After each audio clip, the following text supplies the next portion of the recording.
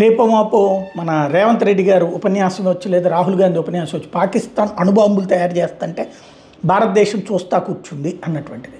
ఎందుకంటే వీళ్ళు పాకిస్తాన్ని ప్రేమిస్తుంటారు, భారత్ చేసేదాన్ని ఒప్పుకోరు. ఆపరేషన్ సింధూర్లో దాడులు జరిగినాయి, చివరికి పాకిస్తాన్ సైన్యం ఒప్పుకున్నా వీళ్ళు ఒప్పుకోవట్లేదు. పాపం అంతగా తిప్పలబడుతున్నారు. పాకిస్తాన్ ప్రధానమంత్రిగా పాకిస్తాన్లో ఉన్నట్టు ఏ సింధు రాష్ట్రానికి ముఖ్యమంత్రిగానో అటు రాహుల్ గాంధీ ఇటు పక్కన రేవంత్ రెడ్డిని పంపిస్తే బాగానే ఉంటుంది. సమస్యల్లా అణు పరీక్షల విషయం ఇప్పుడు ఏంటి, అమెరికా చెప్పుకొచ్చింది, అమెరికా అధ్యక్షుడు చెప్పుకొచ్చాడు. ప్రపంచంలో అనేక దేశాలు అణ్వాయుధాలు సైలెంట్గా చేసేస్తున్న పరీక్షలు పాకిస్తాన్ కూడా చేస్తుంది. ఎందుకు తన దేశం చేస్తుంది. ఇప్పుడు అమెరికా అణు నిరాయుధీకరణ ఒప్పందం నుంచి యువతలకు వచ్చేసి మళ్ళీ అణు పరీక్షలు చేసి కొత్త అణ్వాయుధాలు తయారు చేయడం రెడీ అవుతుంది.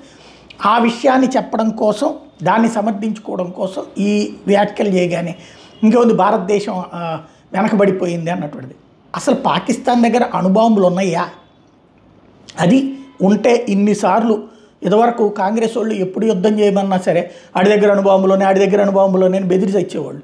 మరి అదే ఎవరు మన ప్రధానమంత్రిగా వాజ్పేయి ఉన్నప్పుడు కార్గిల్ వారు చేశారు, అప్పుడు అణుబాంబులు వేస్తానన్నాడు.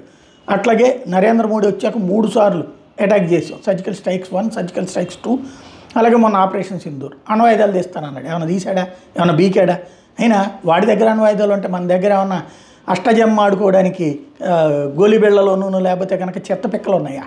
భారతదేశం దగ్గర ఉన్నాయి. మనం ఫస్ట్ అటాక్ చెయ్యమని ముందుకు వచ్చాం, అంతే లెక్క. వాడు ఒక బాంబు తెస్తే అది కరెక్ట్గా ఖచ్చితంగా మన దేశంలో ఒక రాష్ట్రంలో 1,00,000 మంది మీదనో 50,000 మంది మీదనో ప్రభావం చూపెడుతుంది, గ్యారంటీ వాడి దగ్గర ఉన్నాను. కానీ ఆ తర్వాత ఇక ప్రభావం చూపెట్టడానికి ఆ దేశం ఉంటుందా? పాకిస్తాన్ అనేది మిగులుతుందా? మిగలనిస్తాడా మోడీ? కామన్గా మోడీ మెంటాలిటీ చూసిన వాళ్ళు అయినా సరే ఇక ఆ తర్వాత పాకిస్తాన్ మిగులుతుందా?